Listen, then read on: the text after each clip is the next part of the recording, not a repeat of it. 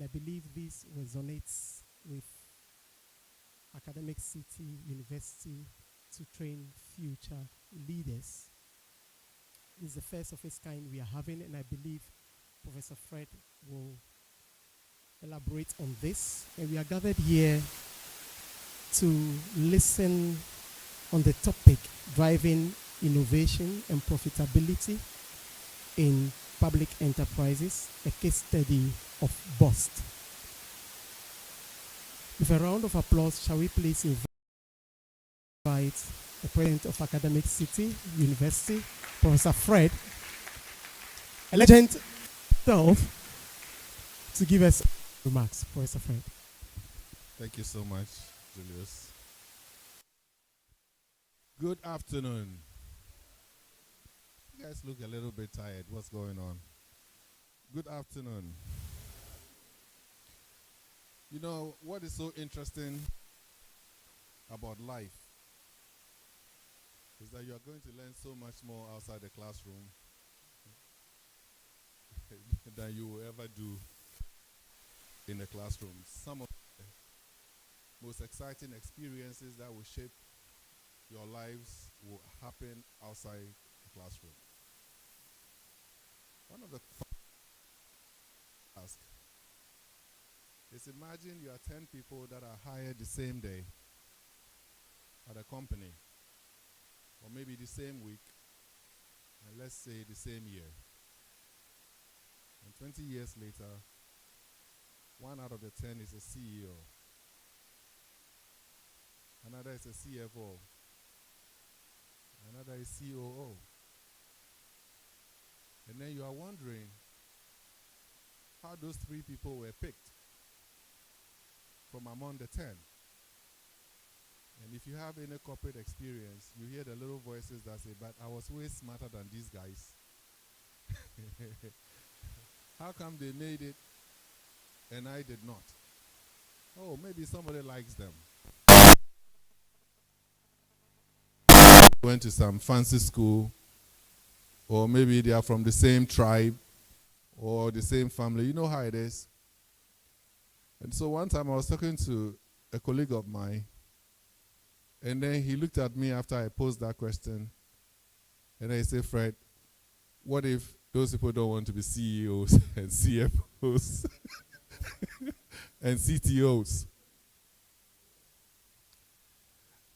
Then I gave them another scenario about one particular class at West Point. And West Point, for you, those who do not know, is one of the U.S. military academies, known for producing some of their most historic generals. And that particular class produced more than 30 generals, perhaps the highest ever. By the Second World War, most of those guys, that class had become generals, fighting in some of the brutal wars in Europe. When I told this story, another friend asked me, so I said, okay, what happened to the rest who did not make it to be generals? And he said, it's not everybody that wants to be a general. Then what do you go to the army for? Is mediocrity what you're looking for? So you're going to have an amazing conversation this afternoon. And as I indicated earlier, some of the things that will shape your careers in this real life we live in will happen outside the classroom. So about 3 years ago, I was getting ready to leave office, and an email popped up on my computer screen, and I looked at it, and it was one of my students. I think I taught her first year in the other school. And she said, I need a letter of recommendation, and I'm even trying to figure out who she was. Then I responded, I'll write you one first thing tomorrow morning. And she said, it is actually due today. And those of you that know me, once I hold my bag and I come out of my door, when you're even talking to me, I don't want to listen because my day is over. I'm tired. So I put my bag down, took out my computer, wrote a recommendation letter, and sent it out. Then the next morning, I got a message from the hiring manager. He said that was a very powerful recommendation. Thank you very much. A few minutes later, she sent me a message. She said, I got a job. And it's with one of the largest healthcare providers in the world. I was so excited for her. And I was just thinking, students don't know how tired we get, But there's nothing that I also fear. I'm always afraid to do bad things to students because I'm worried that you are going to be somebody so important and you never forget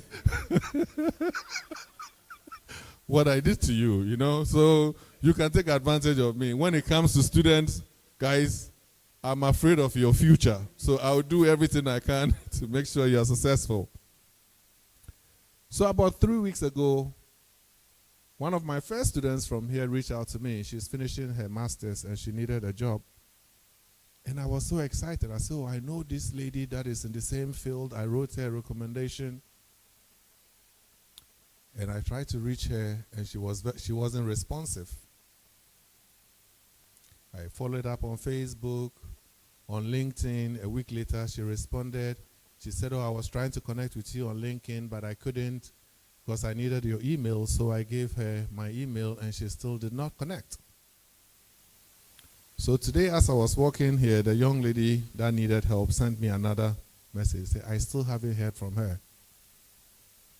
Maybe she's busy. So I said, keep trying.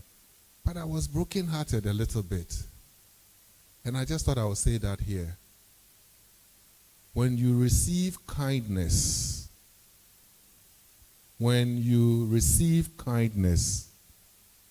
don't miss the opportunity to reciprocate. It doesn't have to be for the same person, but pay it forward.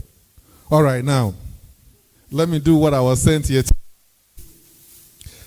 At Academic City, we recognize this reality that you've just heard, among other things. We understand that knowledge is most powerful when it is paired with real-world experience.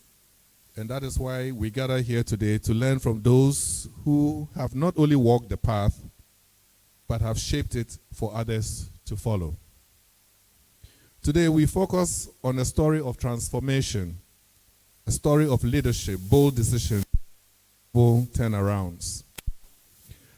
Picture an organization struggling under the weight of financial losses, inefficiency, and underutilized assets. That was the reality of Bulk Oil Storage and Transportation Company some years ago. It was a company with potential, but no clear path forward. Then a visionary leader stepped in, Dr. Edwin Alfred Nee Obodai Provencal. Saw what others did not see as not just a company in distress, but a company with the capacity to thrive. Under his leadership, Bust went from a loss-making entity to recording an impressive audited profit of 160 million, but that was just the beginning.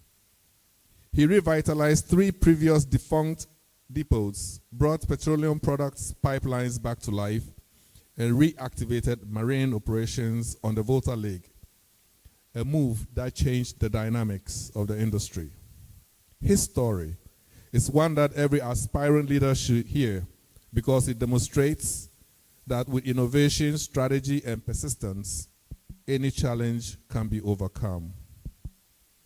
At Academic City, we believe that learning should not be confined within the walls of the classroom.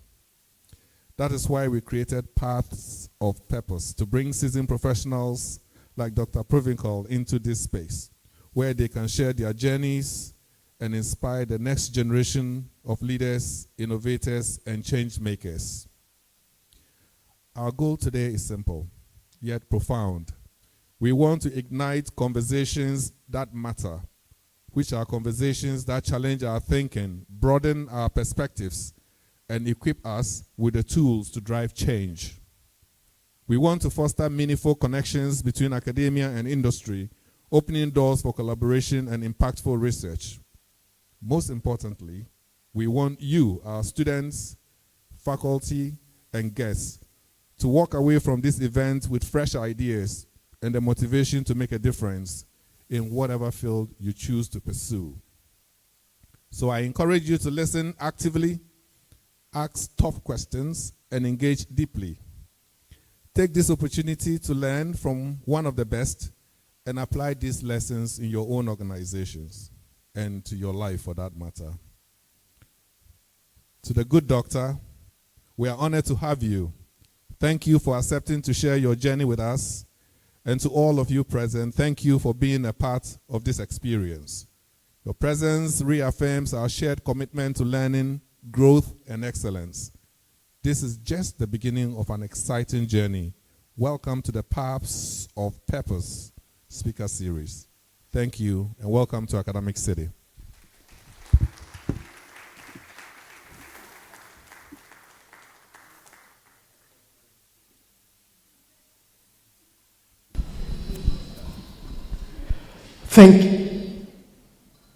Thank you, Professor Fred, for introducing us to the paths of purpose, and hopefully we will get something out of here to go on our individual journeys.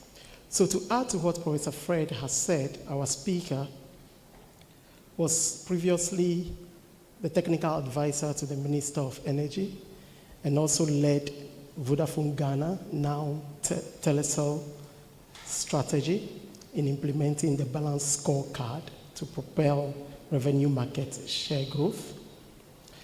He has held key roles in telecoms, business process outsourcing, and IT services, managing major projects for the Ghanaian banks and industries. He holds a PhD in economics, an MPhil in economics, and an MBA in MIS. And additionally, a bachelor's in electrical engineering with multiple certifications including PMP and balanced scorecard practitioner. He's a former lecturer at Central University and Regent University, and he now leads Provencal and Associates, specializing in leadership, development, high-performance teams, and strategic management. And I've been informed he flew from Nigeria and all the way. He quickly had to dash here. Thank you for doing that. For a round of applause, shall we invite Dr. Edwin Ni Obodai Provencal.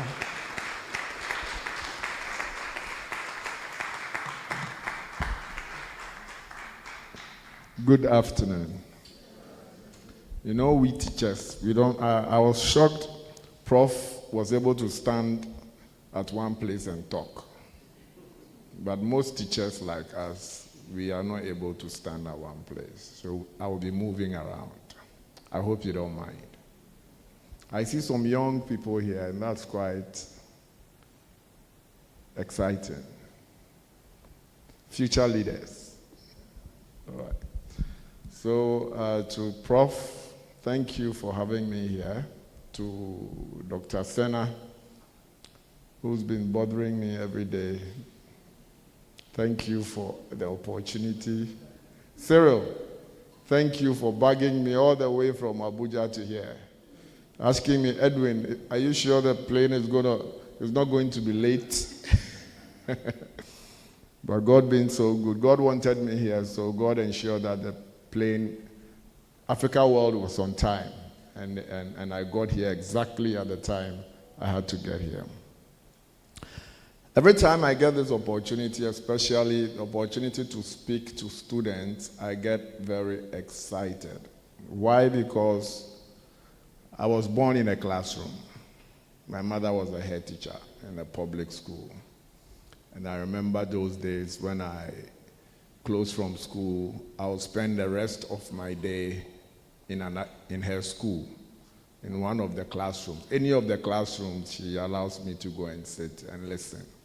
So I've been in the classroom all my life, to an extent that even when I finished my A-level and I was in the university, every time I came back home, I went to Accra Academy. Every time I came back home, I would go and teach for free in the school, mathematics, admaths. I love the math. So I've been doing that forever. And so when I get a classroom setting, I'm very, very excited. I was invited to Nigeria to also go and talk to a sister state-owned enterprise, NNPC, on strategy execution. And we finished yesterday, and I flew in here today. So thank you for having me here, and I hope within the next hour or hour and a half, you would have some nuggets to go away with. Sorry. Okay. So the case study is this. I'm sure all of you have Googled my name already. And Prof just summarized the whole case study. The good news is that we had this university, Legon with some another university, who came to do a proper case study on BOST. And it's now at the case center.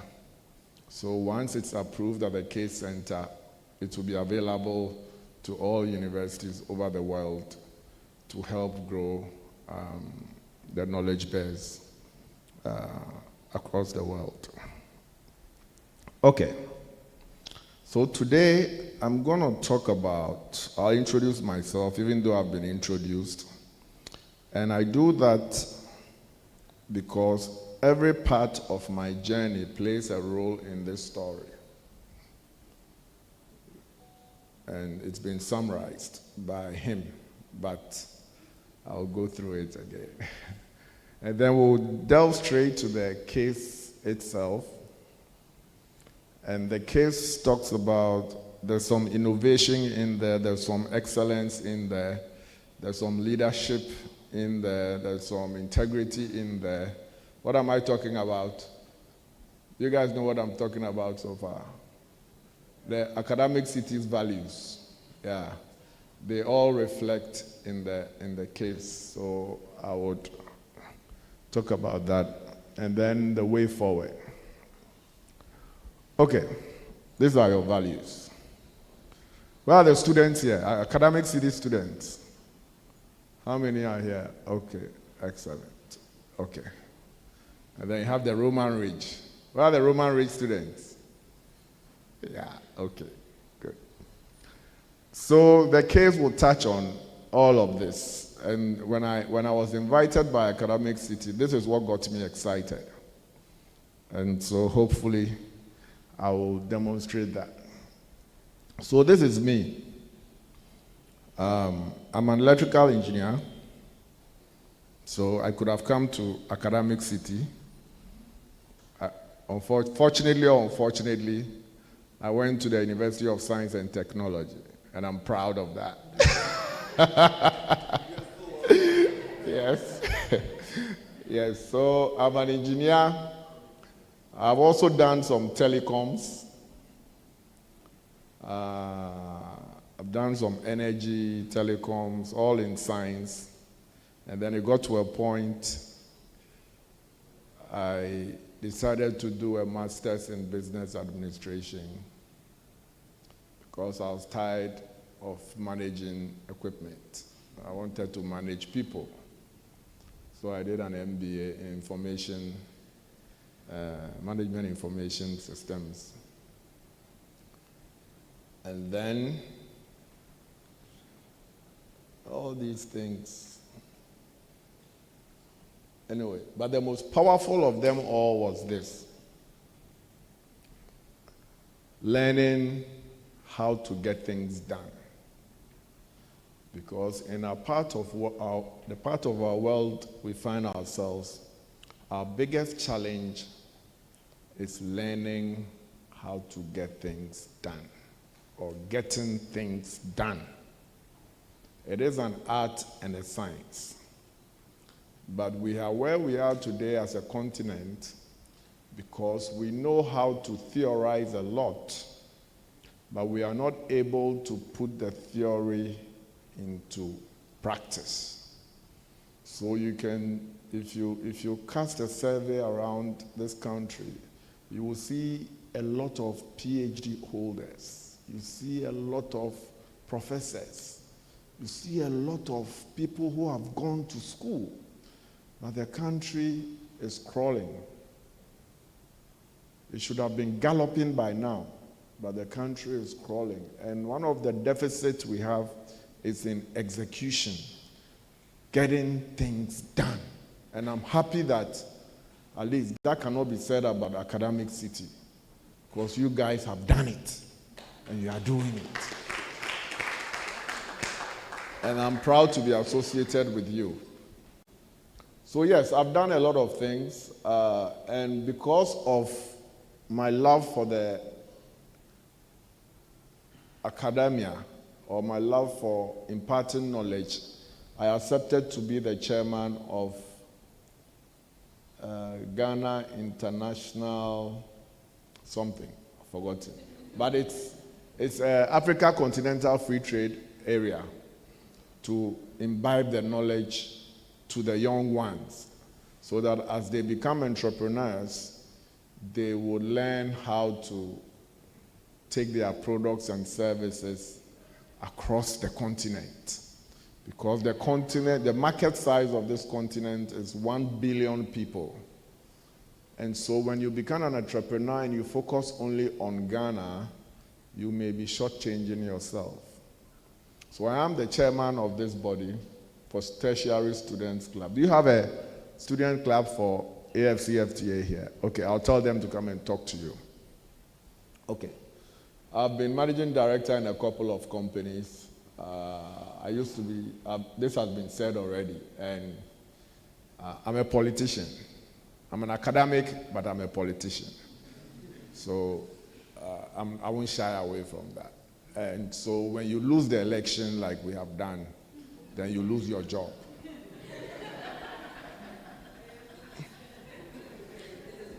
That is why I am the immediate past managing director of the company. Not that I've gone on retirement, but my party has lost the election. Okay, but that is the order of the day, so it's okay. So, the case study. I was managing director of this company, and this company had 3 key mandates. We don't refine a lot of oil in Ghana, so most of the oil is imported. And because every country needs energy to develop, energy becomes a national security issue. Because without energy, everything stops. Without energy, we wouldn't be doing what we're doing today. Without energy, the room wouldn't be this comfortable and cold. So energy is serious matter for any country. And because the energy things can happen along the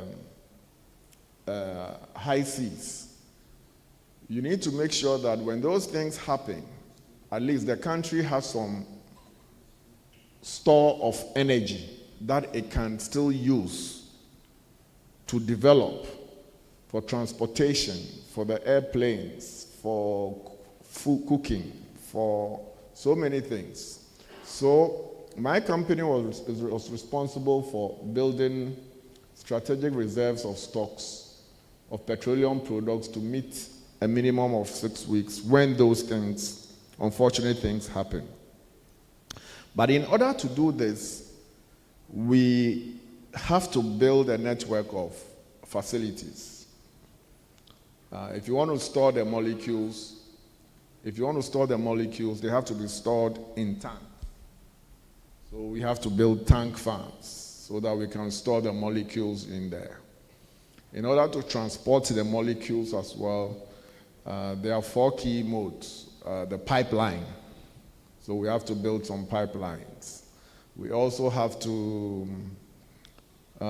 use tankers.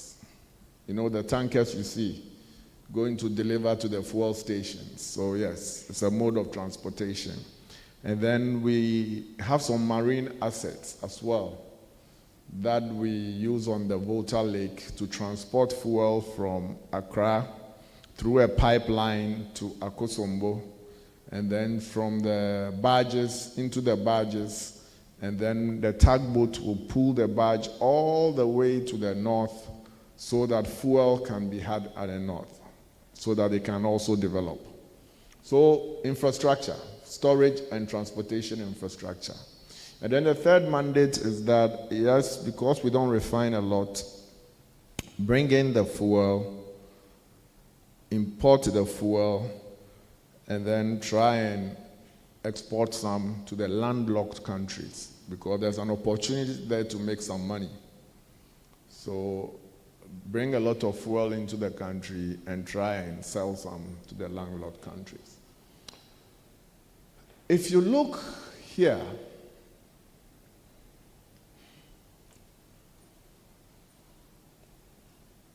it has a dual mandate. Now, what do I mean by a dual mandate? The entity is a company that's supposed to make profit. Now, if you are supposed to make profit, then your decision making always has to earn you what? Profit. But we are 100% owned by the government. And so sometimes the government mandates us to take certain investment decisions to benefit the society, but not necessarily give us profit. Now let me give you an example. If all of us here are shareholders of a similar company, where do you think, where we are supposed to make profit? We borrowed money from the bank, we are supposed to pay the money back to the bank and also make profit and pay dividend to all of you in this room who are shareholders. Where would you tell me to do my investment? Which geographical areas in Ghana would you tell me to do my investment? I heard it was supposed to, let's be interactive. Where? Accra, Kumasi, where else? Takrady, where else? Eh? Where? Tamale. Okay. Where else? Tema. Thank you. So, I can see that you people are focusing only on the areas, the cities. All right? You are focusing on the cities. How about our people who live in Buipe, Bolga, Asankragwa, the rest of the country? How will they get fuel? So sometimes the government forces us to build infrastructure in areas that are not profitable. But the same government who is telling us to make profit. So you see the dual nature. And so sometimes the decision making is conflicted. You want to make profit for government, but the same government is saying that no, go and build a thing somewhere else. So note that point. Similarly, this particular mandate, strategic reserves. Now, imagine we are a company like this, mandated to make profit. Would you allow me to buy fuel and just store? Huh? Would you allow me to buy fuel and just store the fuel? We went to borrow money from the bank. We've borrowed money from the bank. But we need to provide storage for a rainy day. Would you allow me, as shareholders of the company, would you allow me to buy the fuel and just store the fuel? No, you wouldn't. Thank you. Why wouldn't you? Yes. We have to be able to make returns on our money. Good. But then this mandate says buy and store. Meanwhile, I'm a profit-making entity. We also need to make profit. So these two mandates, they all have, especially this one has a profit motive because the spare capacity here, the spare capacity I have here in my storage tanks, I can sell to private people who bring in fuel and they don't have storage tanks and they want to store. So I lease some of my space to them and I charge them some money. Are you with me? But I am also forced to build in the non-profitable areas of this country. So I'm providing some social good. Now, that social good comes at a cost. So, who should bear that cost? Are you with me? Somebody who consumes the social good should bear that cost. Because there's no free lunch. Do you believe that? You believe there's no free lunch? Okay. But this one is a pure social good. It does not benefit me as a company in any way, but it benefits society. And so this one, which is a pure social good, the cost has to be socialized. Totally. And how do you socialize the cost? Is by, yes, tax. Excellent. Give him a round of applause. So the cost has to be socialized, and it is socialized through levies and taxes. Now this one, the third one, bring in fuel. Go and sell in Burkina Faso. Go and sell in Mali because they are landlocked. This one, pure profit. Now, if the people who benefit from this is like insurance, you know that. This is like insurance because for rainy day, when the rainy day comes, we'll fall on it. But if the rainy day doesn't come, you've gone to borrow money and you've put it under the ground in oil. Unfortunately for us, since 2008, the strategic reserve levy, which is the socialized cost, was made zero. And it's been zero since 2008 till today. So that meant that nobody was paying the insurance premium to consume the service. Are you with me? But I was being told that we don't have strategic reserves. And when that is said to me, I say, but you are not paying for the strategic reserve. If you are not paying for it, how do you expect me to go and borrow money and put it under the ground? It won't happen. So there has to be a discussion around whether we restore the strategic reserve levy or not. Okay, so these were my mandates. Sometimes I forget myself and I talk in the present as if I am still there. It takes a while. Normally I drop my kids in school, and as soon as I drop my kids, I just go to work. Then one of the mornings I dropped the kids.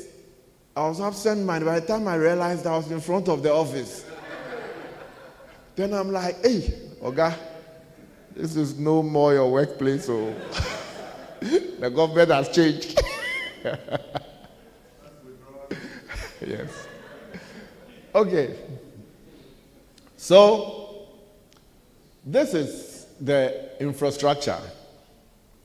Let me stand here. The vessel brings the oil. It could be crude or finished product. If it is crude, when Tor was working. If it is crude, it would have gone to Tor, refined, and then gotten into our system. These blue things you see are depots, tank farms. There are tank farms scattered across the country. No profit-making entity will build any infrastructure here or here. But we are forced to invest in pipelines, booster stations. These are huge investments. And so these are socialized. These costs need to be socialized. If it's a finished product, it comes to Tema. There's a pipeline that goes to Bone, APD, in Tema. And then the products are stored there, and then they are transported through pipelines. There's this place in the eastern region near Akosombo called Mami Water. That's the name of the area, Mami Water. So the pipelines go through Mami Water, and the products are pumped through these pipelines to Mami Water, to Akosombo, and then put on the barges, and the tugboat pulls the barges all the way to Buipe. And then the environs here would have fuel, and then pipelines pumped all the way to Bolga, so the environs here would have fuel, and then we can also export to the landlocked countries. Where we don't have pipelines, the green areas, where we don't have pipelines directly, we use the tankers. So all the tankers that go, we use it. We are regulated by the National Petroleum. We are regulated by the National Petroleum Authority. And this is the infrastructure that I came to meet. 6 depots, 1, 2, 3, 4, 5, 6. 51 tanks in total with a storage of 361,000 metric tons, 361 kilometers of pipeline, 4 barges, 1 tugboat, and 1 booster station. Like Ghana Water, the boosters, when the pipe is long, you realize the pressure falls, and then you don't get water in your homes. And then when they put a booster station somewhere, then the pressure comes up. So as liquids go through the pipelines, the pressure falls. So you need to boost the pressure before it can get to its destination. So this is the network, your Ghanaians, I guess. Majority, okay. If you're a Ghanaian, then you are a shareholder in Bost, because it's 100% owned by government. So you have to be interested in what we do. We have a lot of stakeholders. All these people have an interest in what happens with the company. The president, if he doesn't make sure that there's no doomsday and there's no fuel, he will lose the election. But this time, even though we made sure there was fuel, we still lost the election. It means that the winning election is a function of so many things, not only energy security. Okay, we'll get there. So all these people are interested, they have some interest. It could be high or low. And they have serious influence. It could be high or low in what happens here. Okay. When it comes to the company, these are the things they don't teach you in business school. They don't teach you in the classroom. There's something called political economy. And in most companies that government has interest, there's always a political economy there.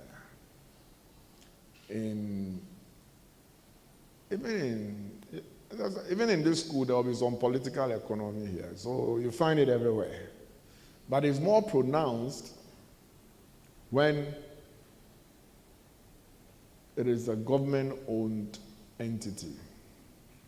And what is this political economy? You see the tankers on the road. When they transport fuel from one location to another, they are paid some decent amount of money. And they use the money to feed their families and do all sorts of things because it's a business. These transport owners play a very critical role in the distribution of petroleum products in this country. They are very nice people. They only become ugly when you try and take money from their mouth. But they are good people because they help propel the economy of the country. Without them, there will be no fuel in the oil station up here. So they play a critical role. Now, they have serious interest because their livelihood depends on the transportation of fuel. And they make more money when they transport more fuel. Now, what are the alternatives to the transportation by road? What are the alternatives? I mentioned them. What are the alternatives? Pipeline. And what else? Barges and boats. Excellent. So do you think these guys will be happy when a lot of the transportation is being done by pipelines or barges? Would they be happy? Are you sure? They will not be happy. They will be very angry.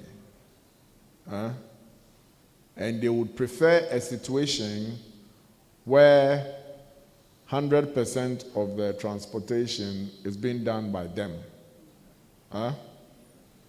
But we've built assets as well. Government has invested a lot of your taxpayers' money in assets. And so if 100% of the transportation is being done by them, what will become of the assets you have invested in? They will be idle. So note that point. I can see some of my students are tired. They are sleeping. Am I that boring? Okay, thank you. So, these same guys, there's nothing that stops anybody from starting a business. And the fact that Prof is sitting here, it does not mean that Prof may not be interested in a tanker business. So maybe Prof has some surplus cash. He decides to buy some tankers and also transport fuel, because any Ghanaian at all should be able to set up a business and make money from the business. So this tanker owner could be maybe Prof. Are you with me? So Prof will be somewhere here. Others. Or they could be in my own party, this one. Or the people who beat us and won the election, this one. Or they could be in my father's party, this one. CBP. So they could be politicians as well. And nothing stops them from doing genuine business. Or they could be a minister of state or an ex-minister of state. Are you with me? And they own tankers. Or they could be deputies. Or they could be parliamentarians or ex-parliamentarians. There's nothing that stops them from doing good business. Or they could be council of state members, the people who advise the president.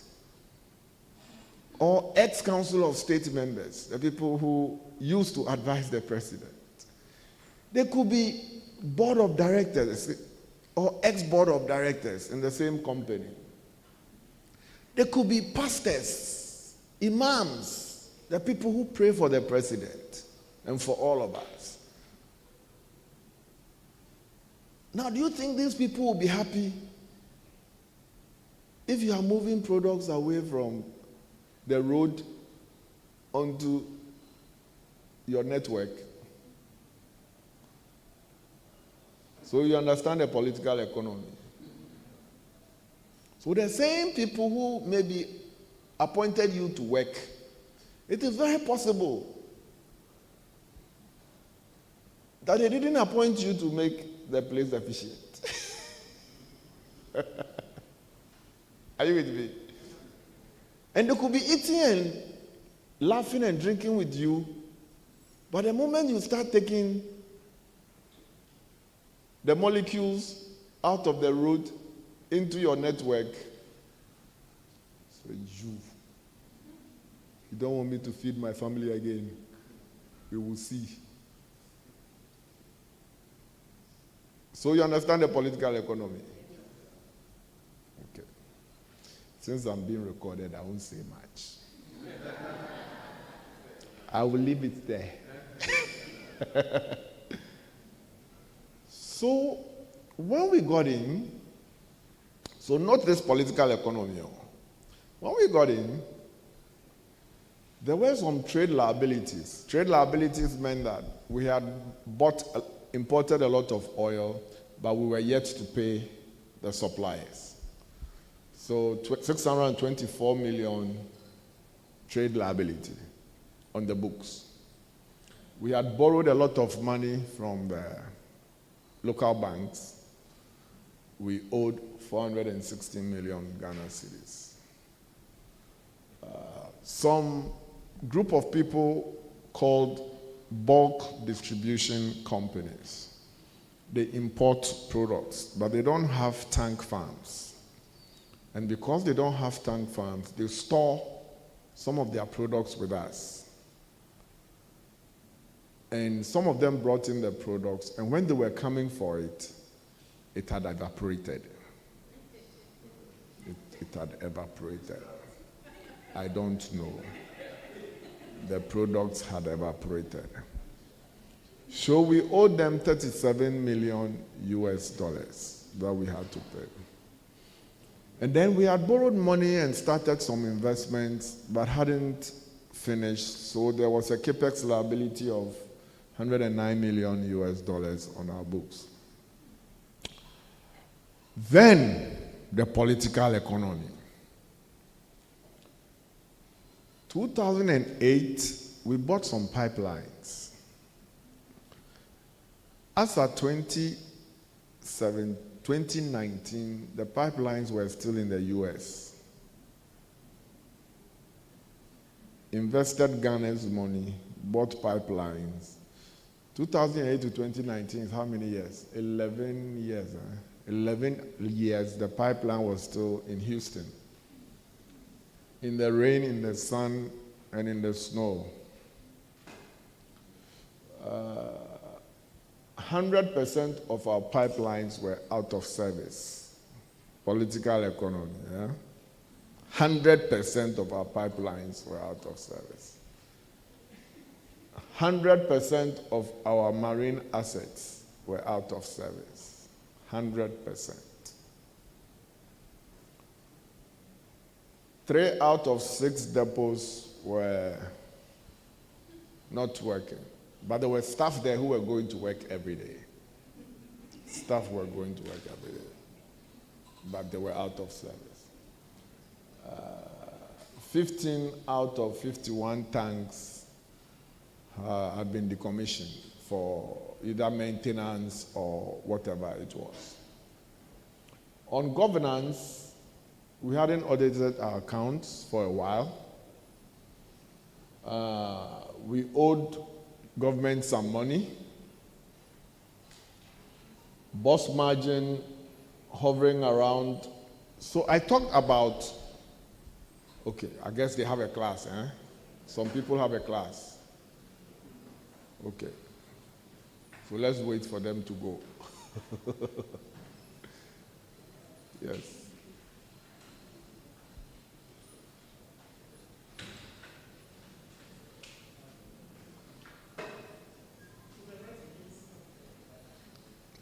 Yeah.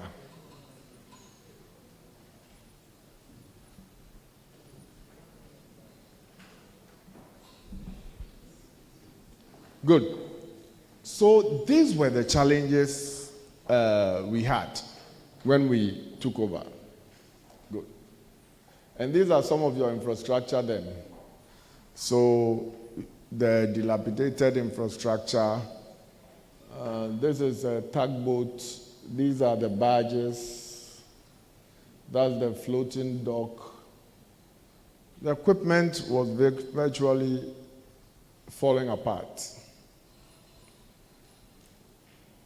There was this head office matter. The pipeline that was in the US, that's what it is, in the sun, snow, etc.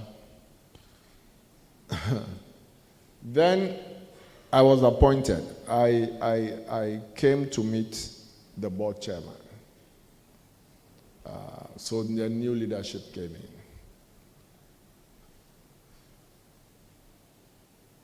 Now,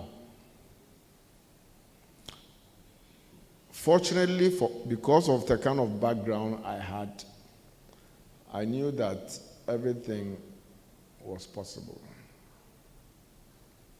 I know that. And so, even though I was the third managing director to come for the role, there was the first one who left, there was a second one who left, and then I was the third one. So I came in 2019. Now, what did we know? Every problem can be stated, can be defined, and the key is to know what the problem is.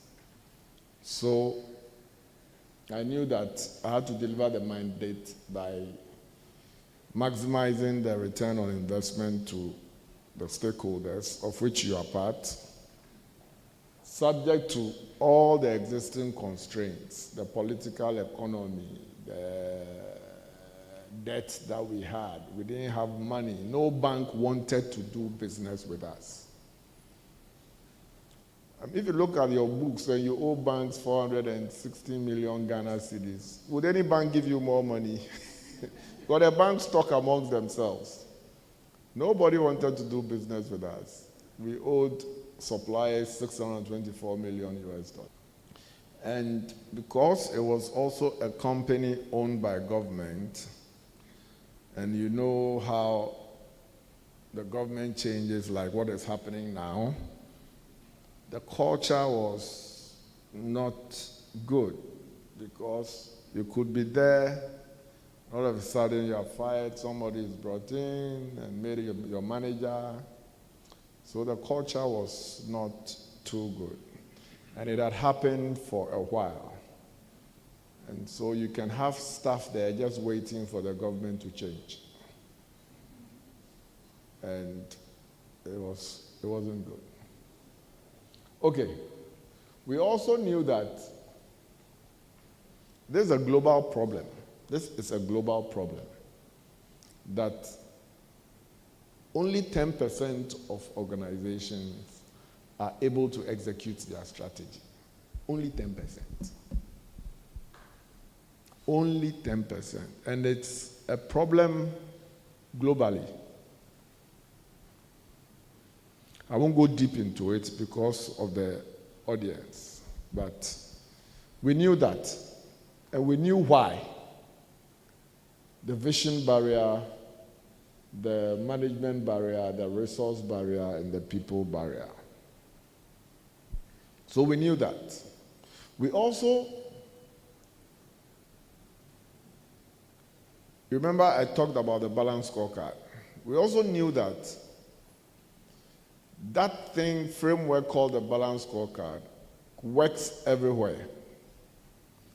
In any organization, whether it's an academic institution, an NGO, a church, a mosque, a for-profit company, a not-for-profit company, this process can help you excel if you deliver it well.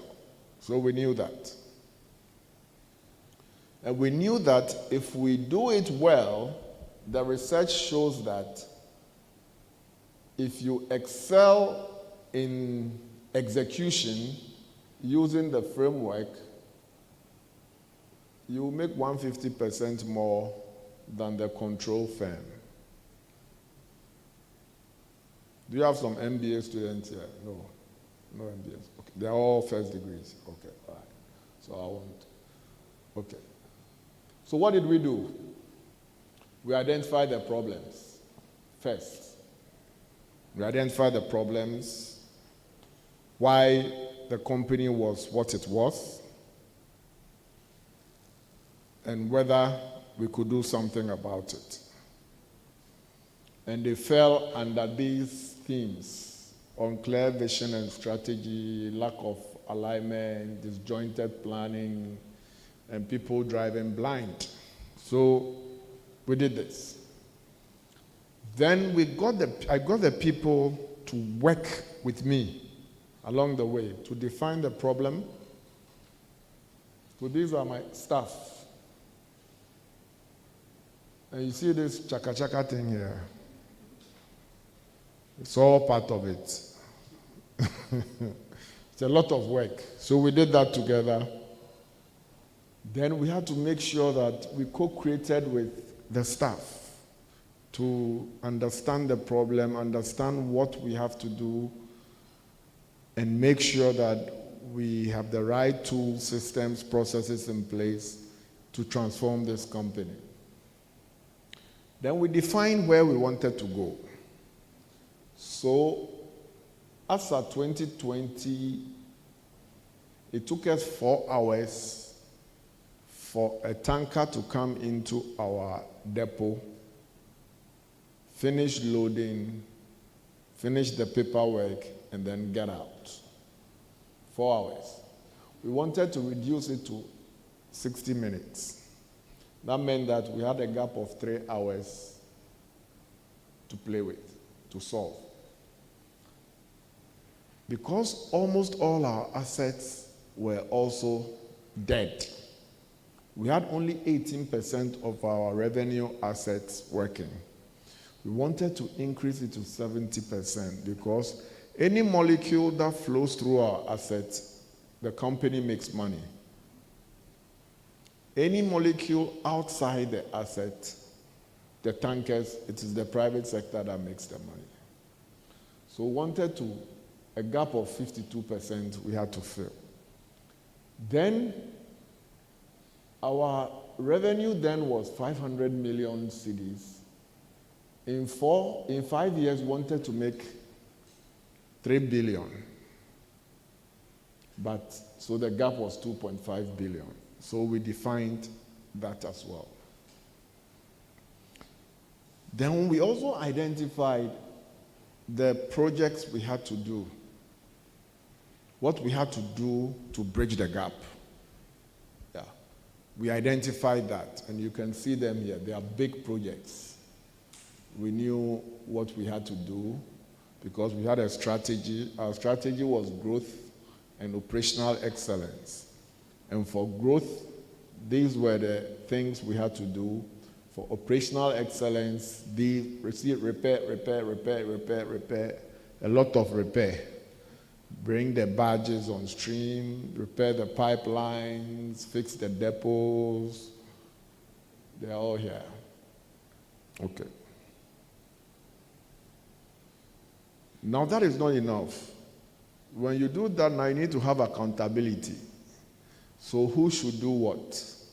Edwin Provencal has to do something. Bring in the money. Then you have somebody else doing something. That's what you hold them accountable for. When they come to work every day, what have you done? Okay. But it's also not enough. You also need to get feedback when they start doing the work. So we put in systems that we could monitor how they were doing and how the company was happening. So these are some of my dashboards and scorecards. So guess what? By the time I was leaving, we had paid off all the debt. We didn't owe any supplier. The loans we borrowed from the bank, we had paid it off. The guys who said their products had evaporated, 37 million US dollars. What we did is that we commissioned a forensic audit to look at the veracity of the 37 million US dollars. And we invited Yoko and National Security to be part of the team. And by the time we were done, this $37 million had shrunk to $9 million. So it was not that we had paid the $37 million, can you imagine, we would have given out free $28 million for free for people to go and chop chichinga. But we did a forensic audit again and reduced this to $9 million US dollars, for which we have paid everybody we owed. The pipes, we brought it back into the country by 2020. The pipelines, they are all 100% functional now. The marine assets, 100% functional. The depots and storage tanks, it's left with only 2 to be repaired. The depots, it's left with 1 depot to be fixed. So it's 5 out of 6 working now. 1, there's work ongoing today for the last one. The audited accounts today, audited all our accounts from 2015 all the way to 2023. And we've held 3 AGMs, 2021, 2022, 2023, for governance. Tax arrears, we've paid off our taxes. We don't owe. This boss margin, in 2011, the boss margin was 3 pesos. You know, I told you that because the government told us to build infrastructure in the areas that were not profitable, the government had to ensure that the cost associated with that, maintaining that infrastructure, was socialized. And so there was a margin, a levy called the boss margin. Now, in 2011, that boss margin was 3 pesos. You know, in Ghana, prices don't come down. They keep going up because of what we call inflation. As of 2019, it was still 3 pesos. The value of the money had eroded. And so when I got in, I had to make a case to increase the boss margin, especially when no bank was willing to give us any money. And so it was that money that started coming in that enabled us to fix a lot of these things. So now it is 12 pesos. A company like ours in this situation, a lot of people will take you to court. So we had legal liabilities, contingent liabilities of almost 161 million Ghana cedis that we knew we were going to lose the case. And when we lost them, we were going to pay this. God being so good, today we have less than 20 million because some of them are still in court. We've tried to negotiate on some of them, taking some out of court. But now the software in every company is policies and procedures. And so when you have an entity that does not have policies and procedures, the management of that entity is ad hoc, common sense, best effort, and it can create a lot of chaos. So in order to change the culture, we had to make sure that we put in almost 30 new policies to govern the behavior of the people in the organization. So we did that.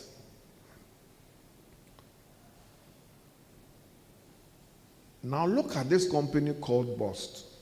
If you Google Bust in 2016, 2015, it had such a bad brand. Such a bad brand. We were known for contamination. We were known for all the unsavory things in this country. Fast forward to November 2024. Your company called Bust was winning awards in compliance. It was the most compliant state-owned entity in Ghana.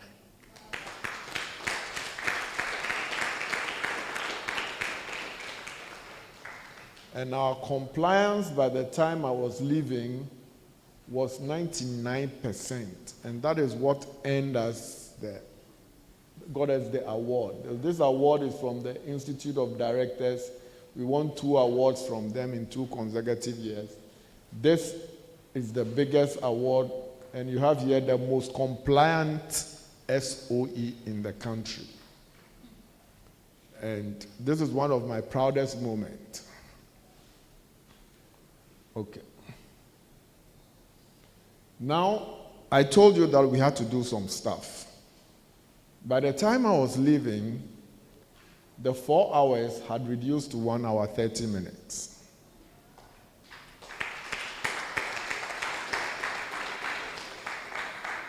But the target is 60 minutes. So there's a project currently ongoing at the depots to automate the depots to make sure that we can shave off the 30 minutes. And it's currently ongoing.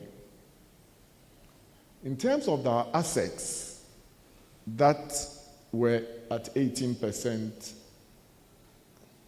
today, before I left, we had increased the revenue earning assets to 73%, way above this target.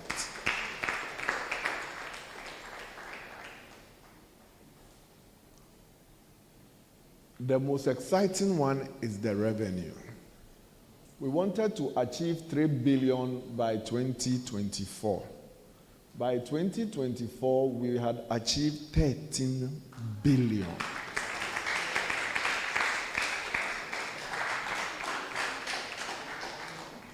$13 billion.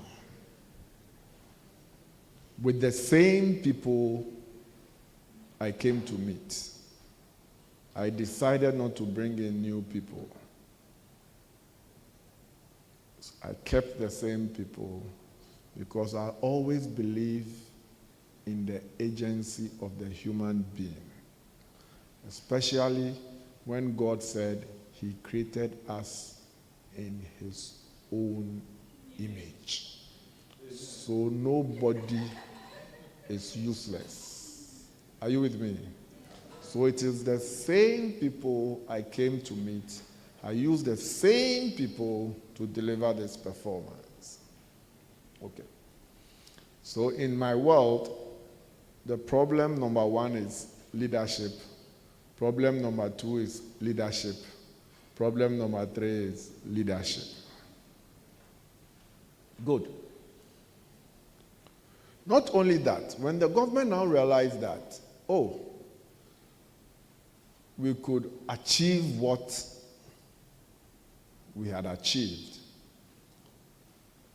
When the Wahala came, COVID with this sister problem, Russia-Ukraine war, and something happened in this country where cost of goods and services galloped. Inflation rose to almost 54%. Government had to do something. And because we had proven that we had what it took to help solve problems, very difficult problems, government now came back to us again to say, how can we think together to solve this problem of inflation. And the reason they came to us and other state-owned entities was that they realized that in Ghana, when fuel prices go up, what happens to all prices? Everything goes up. Water. Why? Because if you want to generate electricity, the input is fuel. So when the fuel price goes up, electricity prices will go up. For water, the pumps use electricity. And so when fuel prices goes up, your electricity goes up, the cost of the water plants goes up, and so they have to increase the water bills. Those of you who came here by car, when the fuel price goes up, the drivers would increase their fares so they can buy the fuel. So your transportation fares goes up. When there are goods at the farm gate and they have to be transported to Accra, and the transportation fares goes up, what happened to the tomatoes in the market? The price will go up. What happened to the red? The price will go up. What happened to your jollof? The price will go up. So in Ghana, once energy prices goes up, everything, but your salaries, do they go up like that? Your parents' salaries, do they increase like that? So when prices starts going up, what do you think happens to your parents? They get sad, very sad. And then when they go and vote, what do they do?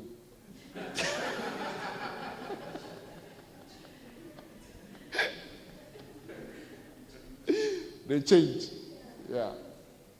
You remember this? In November 2022, fuel prices moved to almost 23 cities. Inflation hit almost 54%. Inflation is evil. It's a curse. Inflation is very evil because it erodes your purchasing power. It makes you go hungry. People die. Because if you are on some dialysis medication or kidney medication and inflation hits 54%, all of a sudden a medication that used to cost 200 cedis becomes 400 cedis. And if you can't afford that medication, you have to go and steal. When they catch you, they will jail you, they will beat you, and you will die. If you can't steal and nobody gives you the money, then you will die. So inflation in any economy is a not. Good. How did we get to that inflation situation? How did we get there? Because sometimes when we talk about the impact of Russia, Ukraine, and then COVID, I say, oh, but our neighboring countries too, the same thing happened there. Why didn't it happen there? But when the fundamentals of your economy is weak,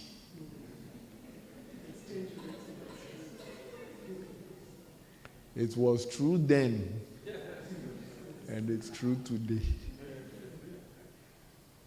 Okay. So for those who argue that the French-speaking countries, why didn't they experience what Ghana experienced?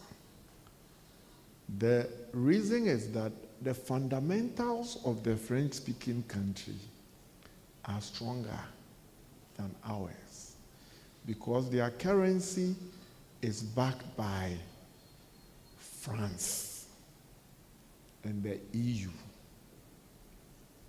the euro.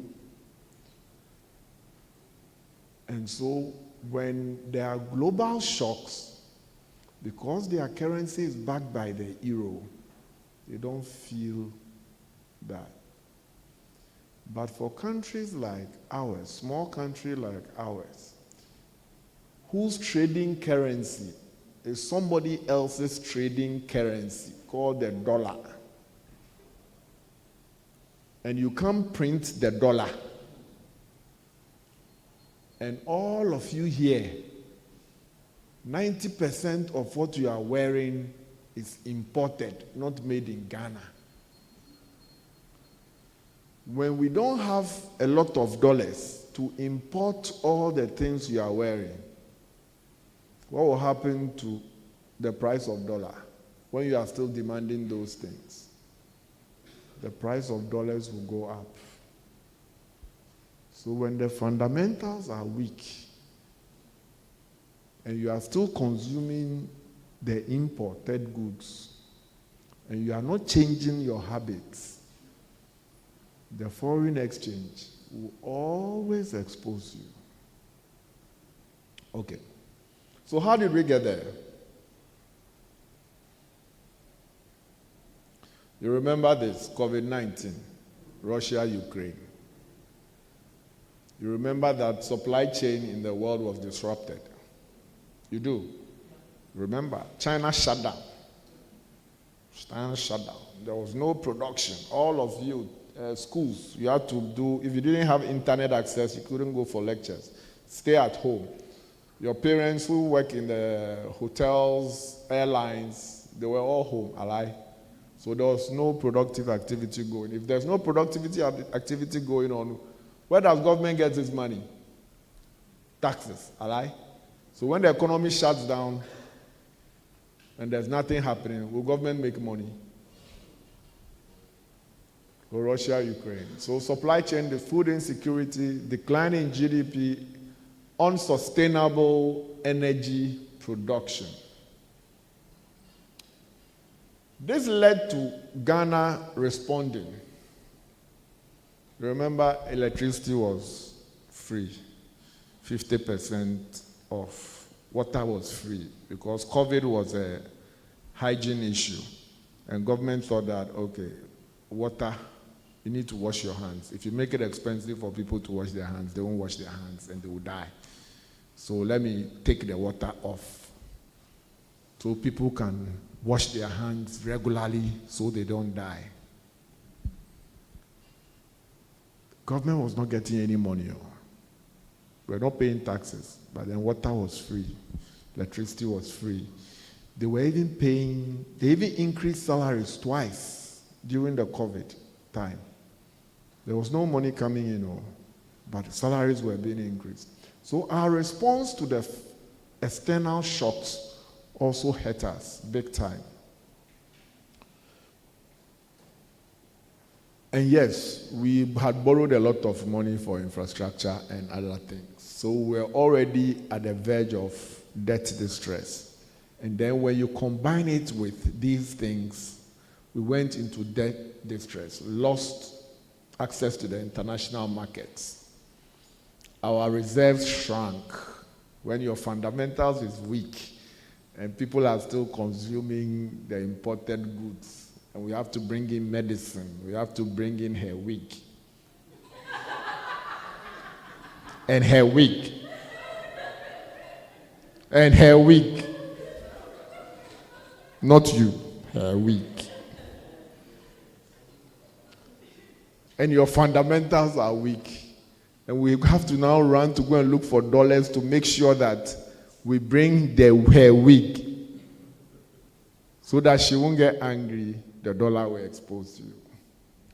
So we had our reserves shrank and led to serious currency depreciation from 8 cedis all the way to like 15 cedis. Inflation. So that's how we got to the 54% inflation. But a huge chunk of it was driven by fuel prices. Okay. I'm not going to go through this. It will take time. Why oil? Because 32% of all our imports is oil. which is huge, the biggest chunk. And so if you want to fix the inflation, which one of these do you have within your control? Oil. If you want to make an impact, then you have to focus on oil. So the assumption is that because we still have to bring her wig,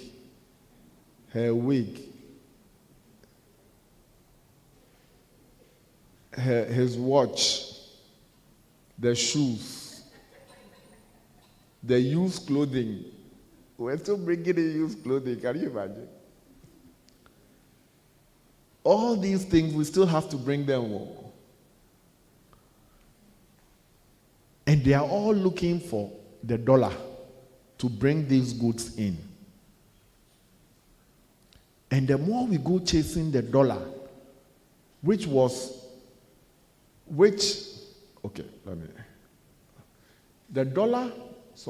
dollar was finished, was getting finished.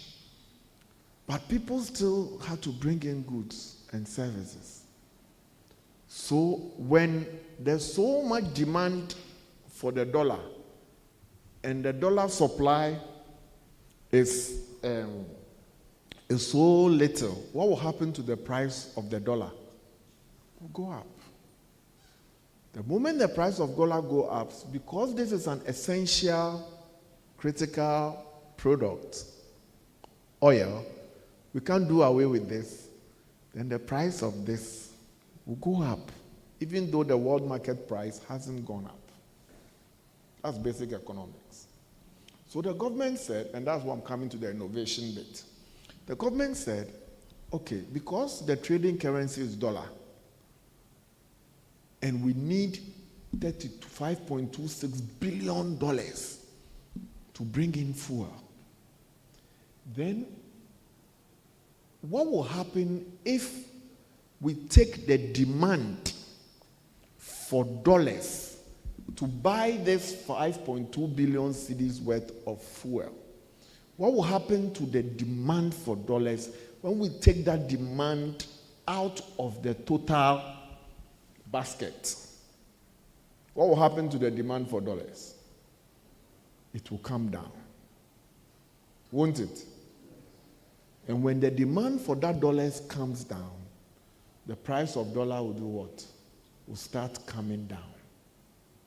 And when the price of dollars comes down, what will happen to the price of energy? It will start coming down.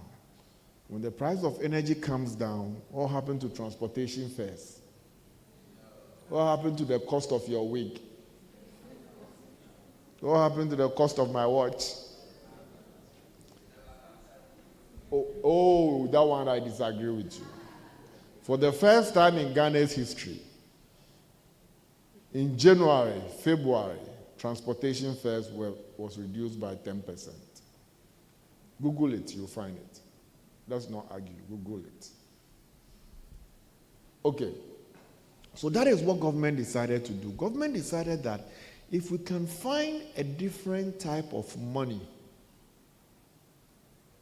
to pay for this oil, and it is not the dollar, then the demand for the dollars will go out of this economy for this particular product. And when that demand goes out, the cascading effect will happen, and inflation will be tamed over time. Does it make sense? Does it make sense to you? In a way. How do I make it the way? Because the fundamentals are weak. Your reserves, dollar is not there. But you still need to bring in these products. And so you are going to chase the small dollar in the market, and that takes the prices up. But if you can find an alternative payment mechanism and use that mechanism to pay for the oil, then you don't need to go searching for the dollars. And the pressure on the dollar will start coming down. And so that's what government decided to do. Okay, let me skip this. But Government now decided that they will use cedis to give to PMMC to go and buy gold, because gold is money. Are you with me? Gold is money. So government decided that they want to now use gold to pay for the oil directly, not dollars. Huh? So government gave cedis to PMMC, and they went to look for gold.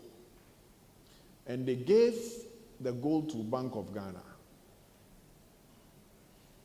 At the same time, we were asked to go and look for suppliers who are ready to take gold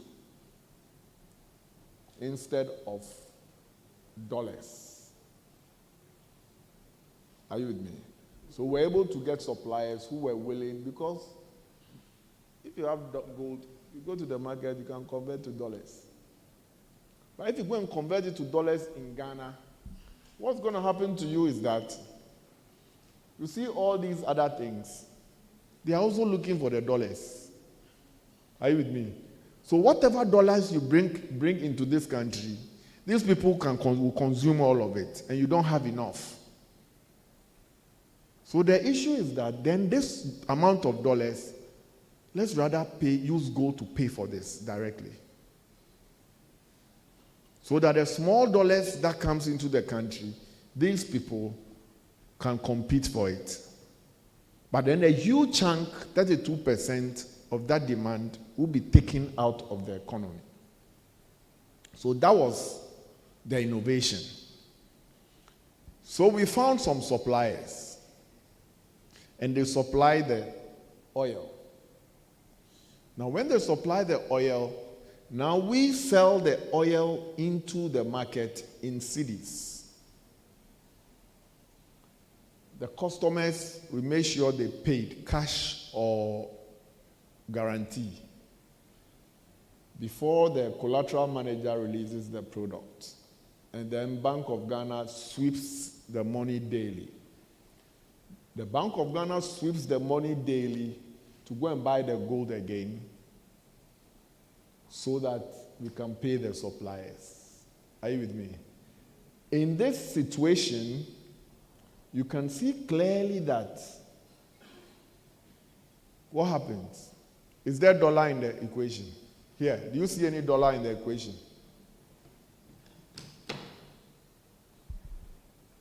So, cedis, gold is used to pay. Bust collects cedis, back to Bank of Ghana, buys gold is used to pay. And then we took the dollar, demand for the dollar out of the economy. And that is what started to bring the price of the oil down. Another reason why the price of the oil also started coming down was that we decided to look in the Middle East, not Europe, for trading partners. And their prices were more reasonable as compared to the West. So by doing this is what happened. And in each cycle, yes, the dollar was taken out of the economy. And inflation, so this was the highest peak. Somewhere in November, you can see the inflation started coming down. And so the hypothesis for which the gold for oil was birthed, even though inflation hasn't gotten to single digits, it's tapering down. And we hope that it will taper down further as we take more dollars out of the economy to buy critical products. So we also did this, and it worked for a while. But the reason why some people think that this program is not relevant is because when we started this program, we made certain assumptions.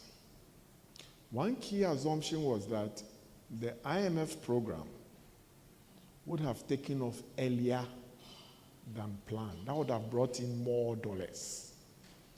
But the program delayed for over 9 months. We also made an assumption that the e-levy, for whatever reason, the monies will come in early to plug the deficit. Unfortunately, if you remember, the e-levy also took 1 year, almost 1 year, before it was passed. And so those assumptions that didn't materialize on time had a reverse impact on this program. But the good news is that because of this program and because of another program called Gold for Reserves, the Gold for Reserves has increased one of our key fundamentals, which is our gold reserves, from 8.7 tons to almost 30-something tons, which is very powerful. So not only are we using gold to buy the oil, we're also mining our own gold and putting it into our reserves. And that is one key fundamental, that if your reserves, you don't have reserves, the foreign exchange will expose you. So over time, hopefully, we'll fix our fundamentals. Okay, so I've talked plenty. And so what? You've done all these things. And so what? What's the bottom line? I'll show you the bottom line. The revenue, you saw the revenue. I came in 2019, revenues went up. But, and so what? The most important thing is profits, not revenue, because revenue doesn't mean anything. So we look at the profit. So for 4 years in a row, you see all the losses we were making, plenty losses. I didn't want to go back, but plenty losses. And then in 2021, we made 161 million cedis profit. 2022, we doubled it, more than doubled it. 2023, 208. 2024, I've left. But I know that we'll not make less than 390 million cedis profit.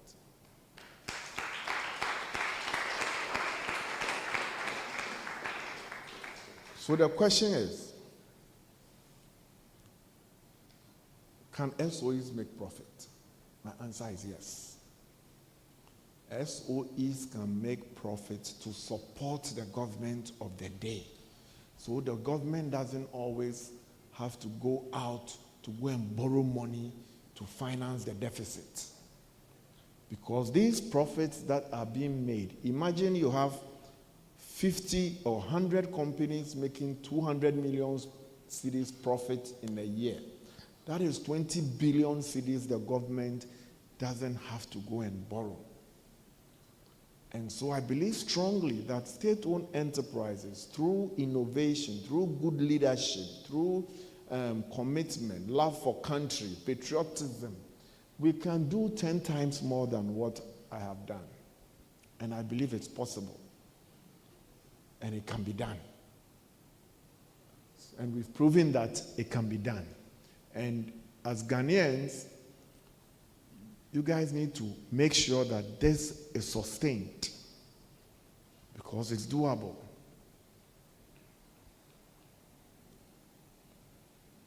For the first time in this country's history, I'm focusing on this. For the first time in bust history, I'm focusing on this. This is negative. And then we made this profit, and it moved to positive. For the first time since the company was formed, Bust can confidently say that we can pay dividends to government.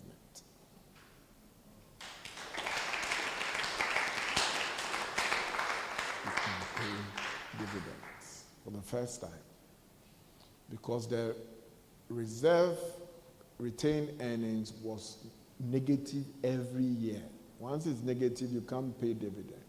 Once the accounts are audited and my estimated profit of 390 million cedis is declared, the company can now pay dividends from the extra 80 million cedis to government. So yes, it is possible, even though we lost the election. But it's okay.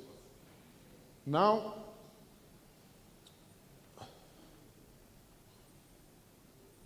since I went there, or when I was there, within a span of 2 years, we won over 35 awards, both nationally and internationally, for the transformation that we did. It was acknowledged across Africa. It was acknowledged in Ghana. And it's amazing. It's amazing. And what crowned it all was the national award.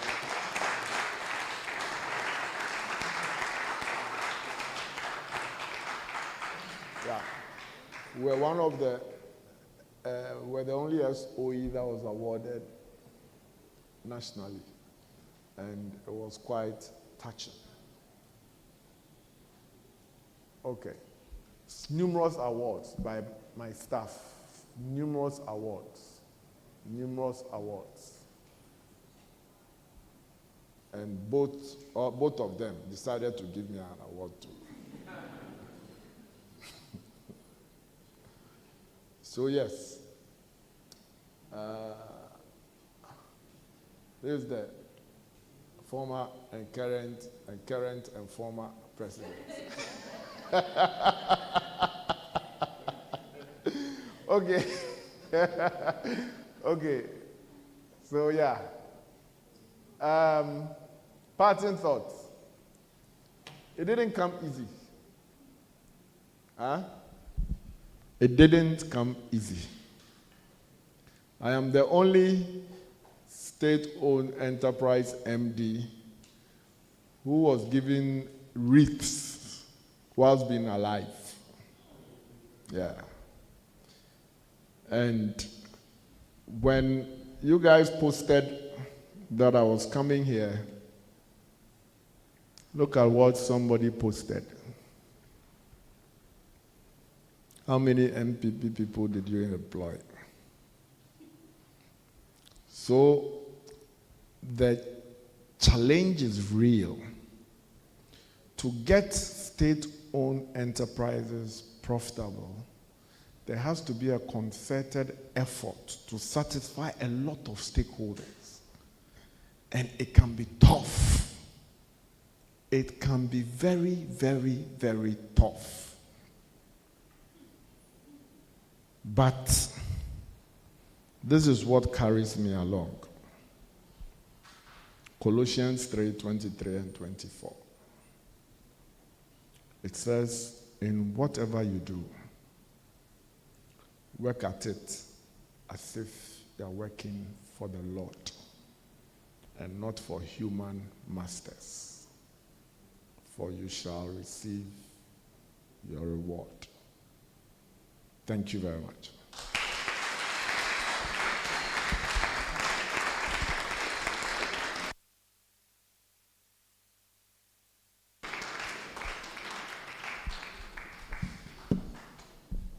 I hope you don't mind. Shall we clap for Dr. Edwin?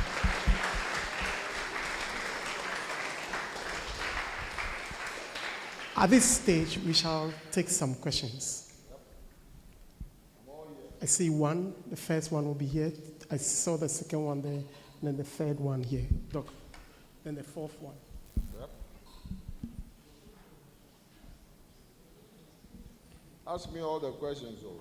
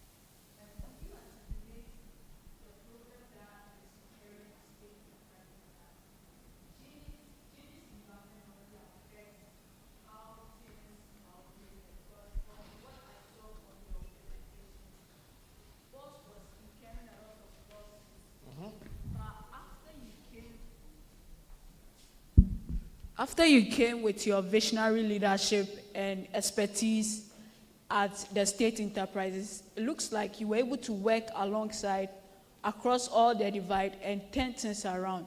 So could you say that a change in government has been one of the major problems that affect state enterprise? Because when a new government comes to power, there's change in leadership and also there's change in the people that are there. And that shouldn't be so, because those knowledgeable people out there have some experience that the new people may not acquire. So I want to know if change in government is one of the problems that causes state enterprises to come down. Thank you.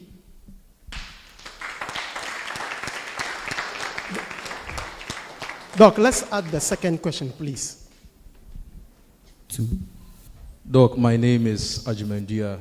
I'm a faculty here at the Faculty of Business. My question is in two folds. The first one is, you mentioned about Tor going down, Temawe Refinery. Could you give us the reasons why? Could you give us the reasons why Tor is not functioning as it ought to? The second one is about the profits. The amount you were mentioning was mouth-watering, and I'm wondering, is it just going to go into the consolidated account and we don't know where it vanishes to, or there is a dedicated account that it will be paid into as dividends, which will further our development? Thank you. Doc, you may answer, please. This guy, he won't get me into trouble. But I think, your name again? Emmanuel, I think you answered your question. And that was a brilliant question and a brilliant answer from you. So yes, it plays a key role. And my dream one day is that one day we'll all see ourselves as Ghanaians who think they have different ideologies into how to develop a country, and then these things will not happen. But it's a journey, and maybe sometime in the past it was done to a particular group of people, so once they come back, they pay back, then once they come back, they pay back, then once they come back, eventually all of us will be blind. So hopefully, let's all pray to God. Let's all pray for our leaders so that your dream one day will materialize. Thank you very much. On the profits, once dividends are paid, yes, it goes into the consolidated account. As to what government does with the consolidated account, I think you and I know that any government has good intentions. They want to build schools, they want to build hospitals, they want to pay teachers well, they want to, so that's what the money is. Once it goes into the consolidated accounts, that's what they are used for. We also will pray that they will be used for the things that they have to be used for. For a small country, undeveloped country like Ghana, we need a lot of things, but the amount of money we raise is not enough. And so we all need to support our governments, whichever government is in power, to raise, because we need to develop this country for ourselves. Nobody will come here and develop this country for us. We need to develop it for ourselves. We need to wear made in Ghana. That will be your contribution to the economy, because the more we demand what I am wearing, which is made in Ghana, not the shoes though. But the more we demand these things, the more the tailors and the designers increase their output, the more taxes they pay. You get what I mean? It has a multiplier effect. Then the less of the dollars we need to bring in goods. And then the better our fundamentals become. So we all play a role. All of us play a role. And look at the road from the junction here. It's not hard. If government had excess It will tar all roads in Ghana. But it doesn't have it. And the number of people paying taxes too are not enough. You get what I mean? So, for a small country like Ghana, we always run deficits because if you try to be ambitious, like the previous government, where the president was in a hurry to develop the country, so he borrowed a lot of money. And if you look at the flyovers and the roads, those of you who travel outside, you see that most of the roads are tarred, etc. But then it also comes at a cost, a huge cost when there are external shocks. Because then you've borrowed too much because you want to develop, you care for your country, you want to develop. But then when the shock happens and your fundamentals are weak, then you lose election. So it's a chicken and egg. It's a chicken and egg, and we need to all play our part. Okay. All right, thank you. Yes. Said in Ghana, once you finish, we clap for you, and happily we did that. I have quite some theses here, but for want of time, I'll reduce it to a 10 paper. So the first one, I think it will be quite a lesson to know. The investigation that went into the 37 million shrinking to 9, if we could know what are some of the findings, at least we could learn from that. And then also, I know some government institutions, for whatever transactions, contract that they engage, they normally will have to draw from Ministry of Finance. Yes. Ministry of Finance. Were you managing your own account? Did you have your own account that you were managing? I think that would also be good to know. And what I feel very proud of all that you have done, is the fact that you use the same staff who were condemned, the stone at the corner, to do what you did. I think looking at that and the issue that once we have these in many of our government institutions, we always cry for privatization. What's your idea on that? I know you have answered, but if you could just put a bit more on that. And the gold for oil, do you think that's a 10 paper? It's been quite reduced. Take it easy. The gold for oil, do you think it had some impact on the Galamsey fight? Because if we had to amass enough gold to be able to bring in the oil down, it meant that we had to sacrifice a lot of rivers. What would you say to that? Did it have some impact on the fight for Galamsey? Those are very brilliant questions. Give him a round of applause.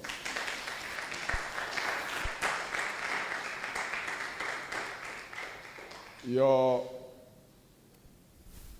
question on finance, Ministry of Finance, blah, blah, blah. We are a limited liability company. So we have a board, and we follow the company's code. So yes, even though the government owns 100% shares, we have a board. We only go to government, Ministry of Finance, when we need government money. But if we don't need government money, then we don't have to go to Ministry of Finance. But we have to follow all the laws surrounding government-owned companies, like the PFMA Act, the Corporate Governance Code, the SIGA Code. All those things we have to follow and make sure we are compliant. And you saw our compliance rate, 99%. So we did that. You also asked a question around, refresh my memory, the $37 million. So I'll be very political here. Let's say people made mistakes, and maybe there was 100, it became 10,000, or 10, then we were able to realize that, there was a mistake with an extra zero, so we corrected all those ones, and eventually we got to the 9 million. Yeah, but those who were found culpable, some of them were punished, some of them were, yeah. And then your last one was what? That was a compliment. Thank you very much. So responsible mining, I can't answer that question on authority because I was on the oil side. Are you with me? But I believe that the gold that came into the program was gold from responsible mining. But that also does not 100% say that some other types of mining didn't happen. But I know for sure that all the Gold Bank of Ghana got was from responsible mining. That's what I can say.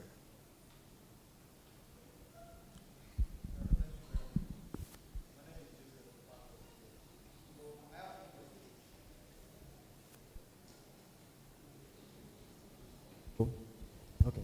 So the very first one, looking at the market that we have for refined products, more approaching more of a out to the crude oil.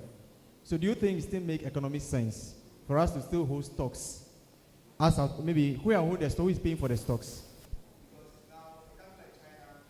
Stocks, they're able to manage their supply and everything. Once we are able to port and all those things to reduce the dependency on that. And then looking at Tor, that is more into refining. Now, economics of scale, Dangote oil. If Tor want to go into refinery, looking at the economics of scale may end up not making much profit because the bigger the refinery, the bigger the margin of profit you make. So why won't we rather concentrate in terms of diversifying our imports to reduce the risks as opposed to trying to force Tor to come online? Because if it coming online, we know state enterprises, the profit margin may not even come at the first place. So why should we push for Tor to come online to refine, which we know the profit margin may not be much, rather concentrate on not diversifying our imports and all those things? Great questions. I think the evidence here counters your general assumption that state-owned enterprises can't make profits. So I disagree with you that when Tor comes on stream, it may not make profit. I support the argument that Tor should come on stream and be run profitably. Why? In your bid to look for dollars to import petroleum products, it hurts the economy. It hurts the fundamentals. So it is rather better to use some dollars rather to bring in the crude. Because when you refine the crude, you can get a lot of distillates from the crude. So you can bring $1,000 of crude, refine, and get about $10,000 worth of oil products. Are you with me? And so for the health of the economy, I think that any government should prioritize the operationalization of Tor so that Tor can refine to its maximum. And you will see the impact of the economy in lower petroleum prices, pressure on the forex will go down, and the economy will stabilize for a long time. Are you with me? Did I convince you? Because the more imports you bring, the more Bank of Ghana has to go and look for dollars. And the dollar is a global trading currency, not your currency. So any initiative, any import substitution initiative should be welcome in this economy. It's like supposing all of a sudden we have a world-class factory producing your hairs, the hairs that we like. We don't need to go and import the Brazilian hair anymore because Ghana makes Brazilian hair. We would rather export and bring in money. Are you with me? So any import substitution strategy, whether for oil, whether for garments, whether for shoes, whether for whatever, soap, etc., the more factories we build to manufacture made in Ghana products, the lesser the demand for dollars. And it keeps your cedi very stable, and you will be very happy in this country. The last question, please. My name is Theophilus Eshen. Now, I heard you talk about you making a lot of profits.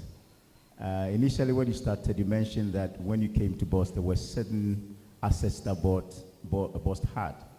Now, my question is, when we were leaving the office, were there any strategic one? Any strategic reserves? Were there any reserves at the time you were leaving? One. Good question. And two, did you expand the existing facility before you were leaving? Another thing is that you've talked about profit. Was it that you're not investing, and that is why I had so much profit? I want to find out if that was the reason you made so much profit, because I didn't see you talk about expanding the facility. Okay, great question.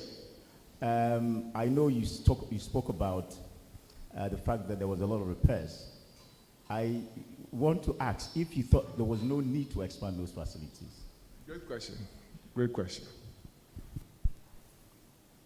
So I'll start with the last one. Where are you going? Don't go. You ask the question, finish, you they run. Masa, let me ask you a question.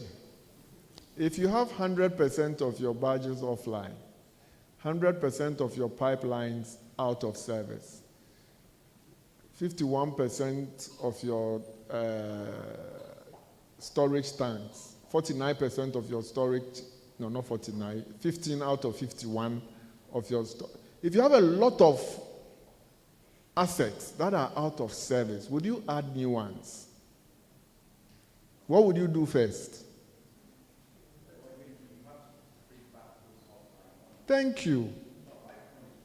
I'm coming. I'm getting there.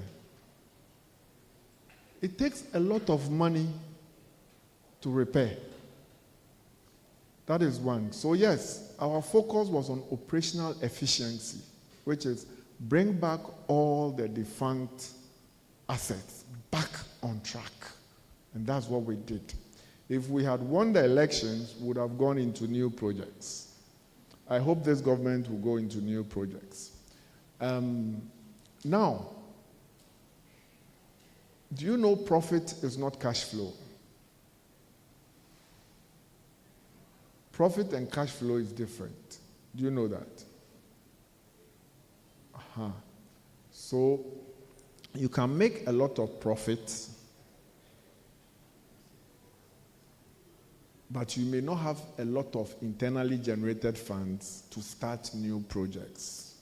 The biggest project we started was the depot, automation of the depots, which is at $24 million. But even that one is just making the existing asset very efficient. Are you with me? So before you decide to add new infrastructure, you need to sweat the current assets, or else you add lots of assets that will not bring in any revenue. Because if, for example, the depot in Tema, when we did the upgrade, our throughput increased by 2.5 times. 2.5 times meaning that before the upgrade, we could only do about 120 trucks a day. Today, that depot does about 400. So if we hadn't fixed it and optimized it to 400, and today it's over capacity because you don't have 400 trucks demand a day at that depot. If we hadn't done that and had added another depot, can you imagine the wastage that would have happened? Because by just optimizing that depot, we've increased the throughput from 120 trucks to 400 trucks per day. And we are not even getting to the 400 trucks. So you don't just get up and add assets. Are you with me? There has to be a strategy around it. And yes, when I was leaving, we left about 100 and something million, 111 or 107 million cedis cash in the bank. But if you divide it by 16, it's no money. You can't do any big project as well. Are you with me? Okay. Thank you. Thank Dr. Shall we clap for him again? Yes, that's it. But Doctor, before you leave, you know we are here to learn about leadership. My final question will be, what did you put anything in place to sustain this profit as you went out? A new government has come. Was there anything you put in place as a leader, non-politically? If you hadn't asked me this question, I would have been very disappointed. So it's a good question. Thank you. Sustainability. I think what we did was to put together a machine that would continuously deliver the profits. And before I left, I said, BOST should never make losses. We took some of our staff to Harvard to be trained on top-notch management. We've invested a lot of training hours, top-notch training hours, into the heads of these staff. We've improved from 5 policies to 35 policies, hoping that these are the ingredients you need that would generate the sustainability. We have trained lots of leaders. So we've done our bit. But when there's a change of government, I don't decide what happens. So if you have a winning team that has Messi, Ronaldo, Partey midfield, and then a new coach comes and he says, Messi, sit down. Ronaldo, sit down. That one is out of my hand now. Ally? I agree. Thank you. Thank you so much. We clap for him again. Doc, I plead your indulgence to please stand here. As a culture and academic city, when you come to present to us, we also want to say thank you once again. A small token for you. And the Vice President for Academic Affairs, Dr. Senna, will do that.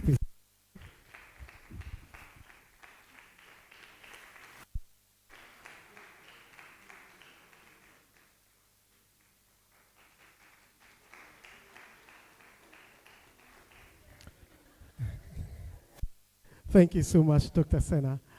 On this note, thank you so much for being part of this. Once again, thank you so much on behalf of Academic City University. This first lecture for us, Paths of Purpose. Thank you. We shall please take a group picture. Let's come forward and take that group picture.